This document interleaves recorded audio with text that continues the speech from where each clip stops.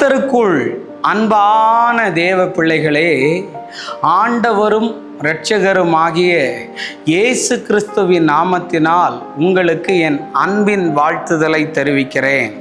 இந்த நல்ல நாளிலையும் மத்தேயு 13வது அதிகாரம் அதனுடைய 7வது வசனத்தை வாசிக்கிறேன். சில விதை முள்ளுள்ள இடங்களில் விழுந்தது, முள் வளர்ந்து அதை நெருக்கி போட்டது என்று எழுதியிருக்கிறது. நீங்கள் விதைக்கிற சில விதை முள்ளுக்குள்ள விழுந்திருக்குது.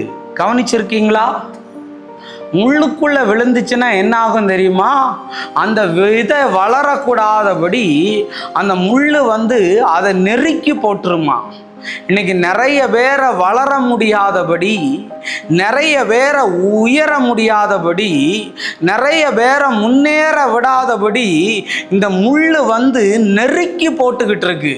ஆனா இன்னைக்கு இயேசுவின் நாமத்தினால கட்டளை கொடுக்கிறேன், நீ வளராதபடி, உன்னை வளர விடாதபடி என்ன சாபமான முள் இருந்தாலும் இயேசு கிறிஸ்துவின் நாமத்தினால் அது முறிந்து போவதாக என்று கட்டளை கொடுக்கிறேன். ஷபா ரீஹா சந்தாராபா லாபா.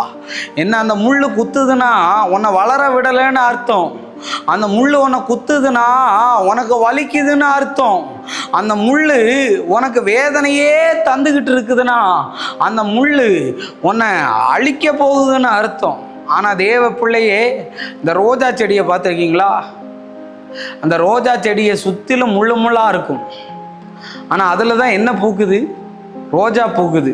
அதை எடுத்து தான் நம்ம தலையில் வைப்போம். முள்ளை எடுத்து யாரும் தலையில் வைக்க மாட்டாங்கல்ல. இன்னைக்கு முள்ளா இருக்கிறையா, உன்னை வளர விடாம மாத்துறாங்களா? இன்னைக்கு கர்த்தர் அந்த முள்ளுக்குள்ள இருந்து உன்னை மலராக கர்த்தர் மாற பண்ணுவார். எத்தனை பேர் நம்புறீங்க? ஆமேன்.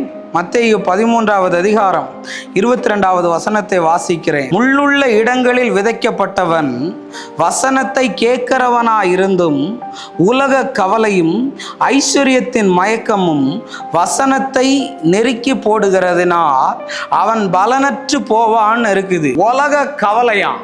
பணத்தை எப்படி சம்பாதிக்கிறது, எப்படி இந்த உலகத்தில் நல்ல மாதிரிக்கல ஆடம்பரமாக வாழ்றதுன்னெல்லாம் நினைக்கும் போது இவன் வசனத்தை விட்டு போயிடுறான். இந்த வசனத்தோட இருந்தனா உன்னை யாரும் வளராதபடி தடுக்க முடியாது. அதனால முள்ளுள்ள இடத்துல விதைக்காம முள்ளுள்ள இடத்துல இருந்து நீ வெளியேறும்படி ஆவியானவர் உனக்கு ஆலோசனை தருகிறார். நம்ம ஜெபிப்போம். அன்பான நல்ல ஆண்டவரே, இந்த நேரத்திற்காக நன்றி சொல்லுகிறேன். ஒருபோதும் இந்த பிள்ளைகள் முள்ளுள்ள இடத்துல தன்னுடைய விதையை விதைக்காதபடி ஆசீர்வதிக்கப்பட்ட இடங்களிலே விதைக்க தேவன் அனுகிரகம் பண்ணும். இயேசுவின் நாமத்தில் வேண்டுகிறேன் நல்ல பிதாவே. ஆமேன், ஆமேன். God bless you. கர்த்தர் உங்களை ஆசீர்வதிப்பார்.